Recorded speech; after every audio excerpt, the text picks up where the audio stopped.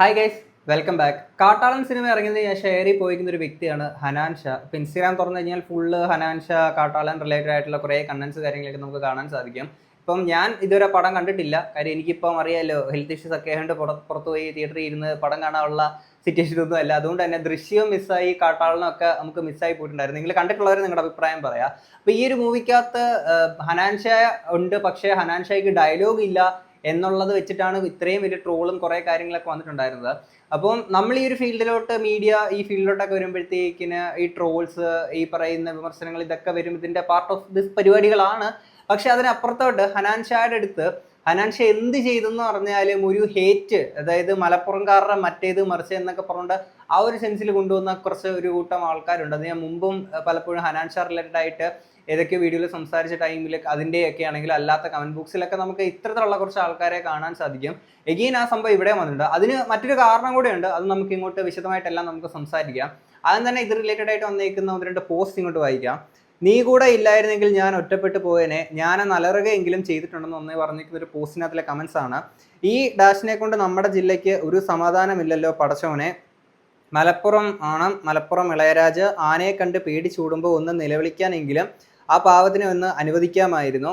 ഓൻ തൊള്ള തുറക്കാത്തത് നന്നായി എന്ന് തോന്നിയവരുണ്ടോ? കുറച്ച് ഓവറാണ് ഹേറ്റ്, അത്രയും അയാൾ മോശമാക്കി തോന്നിയില്ല, കുഴപ്പമില്ലാതെ ചെയ്തു എന്ന് തോന്നി. മലപ്പുറത്ത് സമരം തുടരുകയാണ്. Why you guys hating him എന്നൊക്കെ പറഞ്ഞുകൊണ്ട് കുറച്ച് കമൻസ് കാര്യങ്ങൾ ഈ രീതിയിലാണ് വരുന്നത്. ഞാൻ മെയിനായിട്ടൊരു കാര്യം പറയാം. ഈ ഹനാൻ ഷാ ഇതുപോലൊരു പടത്തിൽ അഭിനയിച്ച് ഇത്തരത്തിൽ ഡയലോഗ് ഇല്ല ഇങ്ങനത്തെ സാധനങ്ങളൊക്കെ വരുമ്പോൾ ഹനാൻ ഷാനെ ഇഷ്ടപ്പെടുന്ന ഓഡിയൻസ് കാര്യങ്ങളൊക്കെ ഉണ്ടാവും. അപ്പം ഈ ഓഡിയൻസിന് അവരുടെ ഒരു എക്സ്പെക്ടേഷനെ മീറ്റ് ചെയ്യാനെ കൊണ്ട് ആ സിനിമയ്ക്കകത്തെ എലമെന്റ്സിന് സാധിച്ചില്ല എന്നുണ്ടെങ്കിൽ ഇത്തരത്തിലുള്ള ട്രോള് കാര്യങ്ങളൊക്കെ വരും. പക്ഷെ അതിനപ്പുറത്തോട്ട് മലപ്പുറത്തെ ആണ് ഈ രീതിയിലൊക്കെ വരുന്നതിൻ്റെ സംഭവം എന്താണെന്ന് വെച്ച് കഴിഞ്ഞാൽ, ഓൾറെഡി ഈ പറയുന്ന ആദ്യം ഒരു സിംഗറായിട്ട് വന്നിരിക്കുന്ന ഹനാൻ ഷാ അതിനുശേഷം യൂട്യൂബ് വലിയൊരു വ്ളോഗറായി മാറുന്നു, അതിനുശേഷം സിനിമയിലോട്ട് എത്തുന്നു. ഇതെല്ലാം ഒറ്റയ്ക്ക് ഇങ്ങനെ വന്നിരിക്കുന്ന ഒരു വ്യക്തിയാണ്. ഒരുപാട് ആളുകൾ ആ ഒരു വ്യക്തിനെ ഇഷ്ടപ്പെടുന്നു. ഇങ്ങനെ ഒരു കൂട്ടം ആളുകൾ ഇഷ്ടപ്പെടുന്ന ഒരു വ്യക്തിനെ കാണുമ്പോഴത്തേക്കിന് സ്വാഭാവികമായിട്ടും പലർക്കും ഇത്തരത്തിലുള്ള അസൂയ, ഇത്തരത്തിലുള്ള എലമെന്റ്സ് കാര്യങ്ങളൊക്കെ അവരുടെ മൈൻഡ് തോന്നുമല്ലോ. അതിൻ്റെ ഒരു സാധനമുണ്ട്. അതിനൊപ്പം തന്നെ ചില പ്രോഗ്രാംസിലൊക്കെ ഈ പലപ്പോഴും ഈ ഓരോ ക്രിയേറ്റേഴ്സിൻ്റെ അല്ലെങ്കിൽ ഇത്തരത്തിലുള്ള ആർട്ടിസ്റ്റുകൾക്കൊക്കെ കൂടുതൽ ഹേറ്റ് ഉണ്ടാക്കി കൊടുക്കുന്നത് ഇവരെ ഇഷ്ടപ്പെടുന്ന ഇവരുടെ ഫാൻസ് ആയിട്ടുള്ള ആളുകളൊക്കെ തന്നെ ആയിരിക്കും പലപ്പോഴും ഹേറ്റ് ഉണ്ടാക്കി കൊടുക്കുന്നത്. കാര്യം എന്ന് വെച്ചാൽ മുമ്പൊരിക്കൽ ഹനാൻ ഷായുടെ പരിപാടിക്ക് പോലും ഇതിൽ ഭയങ്കര മാസീവ് ക്രൗഡ് കാര്യങ്ങളൊക്കെ വന്നപ്പോഴത്തേക്കിന് തിരക്കിട്ട് കുറേ എണ്ണങ്ങൾ കയറി വന്നിട്ട് അങ്ങോട്ടും ഇങ്ങോട്ടും ജഗടയൊക്കെ ആയിട്ടുള്ള ആ സമയത്ത് പോലും ഇവൻ്റെയൊക്കെ പരിപാടിക്ക് എന്തിനാണ് കാണാനെ കൊണ്ട് ഇങ്ങനെ കടന്ന് പോകേണ്ട ആവശ്യമുണ്ട്, അങ്ങനെയുള്ള ആൾക്കാരെ കൊണ്ട് ചിന്തിപ്പിക്കുന്ന തരത്തിലോട്ട് ഇങ്ങനെ ഫാൻസ് ചില ആൾക്കാർ മാറുന്നത്. ഇത് ഹനാൻ ഷായ്ക്ക് മാത്രം വരുന്ന പ്രശ്നമല്ല. ഇപ്പോൾ വേടൻ്റെ കേസിലാണെങ്കിൽ അങ്ങനെ ഏതൊരു ആർട്ടിസ്റ്റിൻ്റെ കേസിലാണെങ്കിൽ ഇത്തരത്തിലുള്ള സംഭവങ്ങൾ വരാറുള്ളതാണ്. കാര്യം ഈ ഫാൻസുകാർ ഇത്തരത്തിൽ എന്തെങ്കിലും കാണിക്കുമ്പോൾ അതിൻ്റെയും കൊണ്ടൊരു ഹേറ്റ് ഇങ്ങോട്ടേക്ക് വരാറുള്ളതാണ്.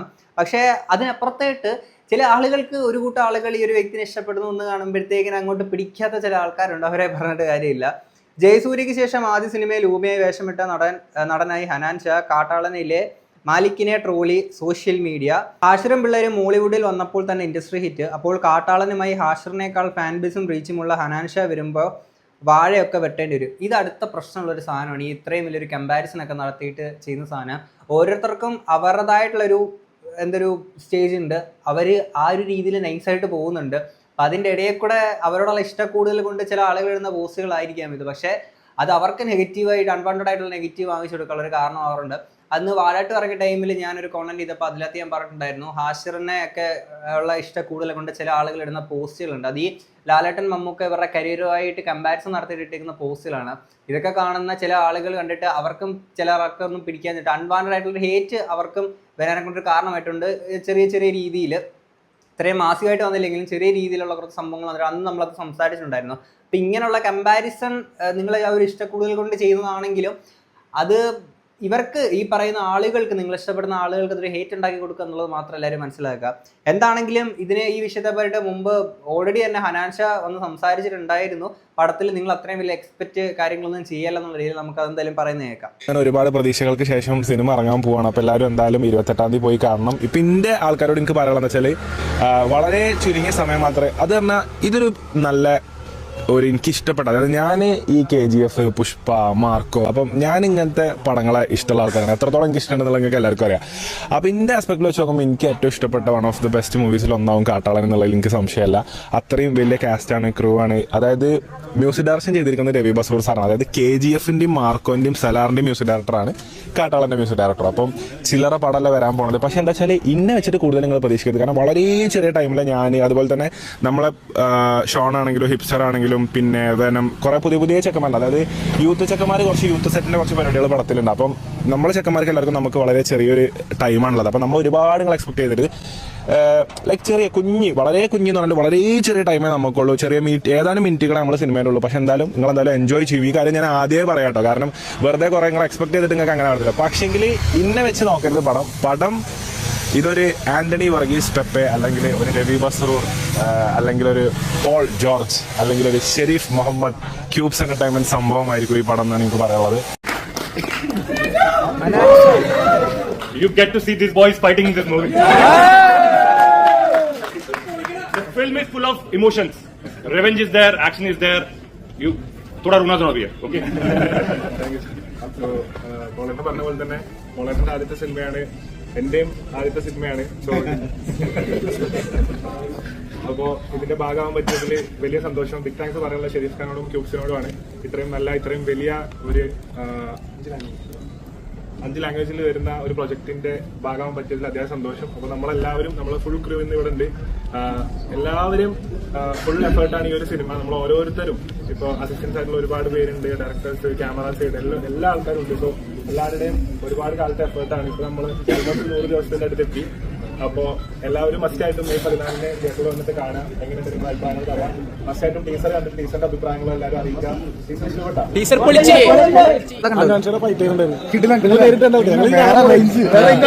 നമുക്കൊന്നും പിടിച്ചേക്കാൻ പറ്റില്ല. പാട്ടൊന്നും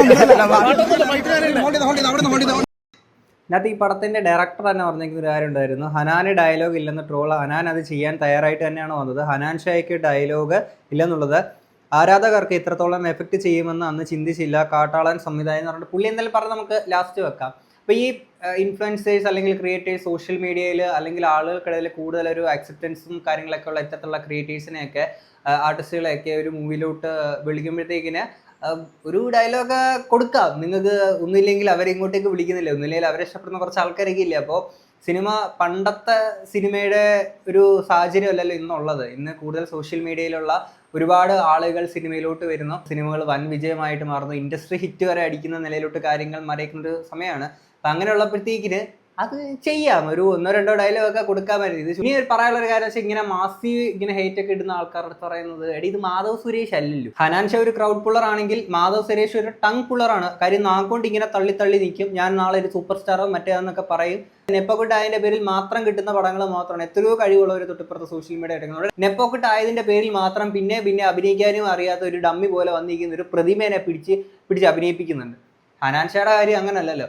ഒരു സിംഗറായിട്ട് വന്നു, പിന്നീട് ഒരു വ്ലോഗർ ആയതിനു ശേഷം സിനിമയിലോട്ട് എത്തി. ഒറ്റയ്ക്ക് ഈ ഒരു ജേണി പുള്ളി ഇങ്ങനെ വന്നു എന്ന് പറയുന്നത്, തൻ്റെ സ്വന്തം കഴിവുകൊണ്ട് വന്നു എന്ന് പറയുന്നത് അതൊരു വലിയൊരു കാര്യം തന്നെയാണ്. പിന്നെ പടത്തിനകത്ത് ഡയലോഗിൽ അങ്ങനത്തെ സംഭവങ്ങളൊക്കെ വരുമ്പോഴത്തേക്കിന് ട്രോളും അത് ഇതൊക്കെ വരുന്നത് സ്വാഭാവികമാണ്. പക്ഷെ അതിനപ്പുറത്തോട്ടുള്ള ഒരു മാസീവ് ഹേറ്റിന്റെ ആവശ്യം ഉണ്ടെന്നുള്ളത് എനിക്ക് തോന്നണില്ല. കാര്യം മലപ്പുറം ആണ് ഈ ഒരു രീതിയിലൊക്കെ പറഞ്ഞതുകൊണ്ട് പറഞ്ഞതാണ്. കുറെ സർക്കാസ്റ്റിക് ആയിട്ട് വന്നേക്കുന്ന കുറെ ട്രോൾസ്, കുറച്ച് കണ്ടന്റ്സ് ഒക്കെ കണ്ടിട്ടുണ്ടായിരുന്നു. ഹനാൻ ഷായ്ക്ക് ഡയറക്ടറുമായിട്ടൊരു ടോക്ക് എന്നൊക്കെ പറഞ്ഞു. നമ്മുടെ ബല്ലാജാതി പുള്ളിയുടെ ഒക്കെ കുറെ വീഡിയോസ് ഒക്കെ ഉണ്ട്. അതൊക്കെ ഭയങ്കര രസകരമായിട്ടുള്ള സംഭവങ്ങളൊക്കെ തന്നെയാണ്. ഭയങ്കര ഫണ്ണായിട്ടുള്ള സംഭവങ്ങളാണ്. ഞാനൊരു പടം കണ്ടിട്ടുണ്ടെങ്കിൽ നമ്മളും അതുപോലത്തെ വല്ല കണ്ടന്റ് ഇൻസ്റ്റയിലും നമ്മളും ചെയ്തിട്ടുണ്ടായിരുന്നേനെ. എന്താണെങ്കിലും ഈ പടം ഇറങ്ങിയതിന് ശേഷം ഇവരുടെ ഫ്രണ്ട്സ് കാര്യങ്ങളൊക്കെ വലിയ രീതിയിൽ തന്നെ ഇത് സെലിബ്രേറ്റ് ചെയ്തിട്ടുണ്ടായിരുന്നു. ഫ്രണ്ട്സ് ആകുമ്പോൾ അങ്ങനെയാണ് ആ ഒരു സെലിബ്രേഷൻ കാര്യങ്ങളൊക്കെ ചെയ്യും.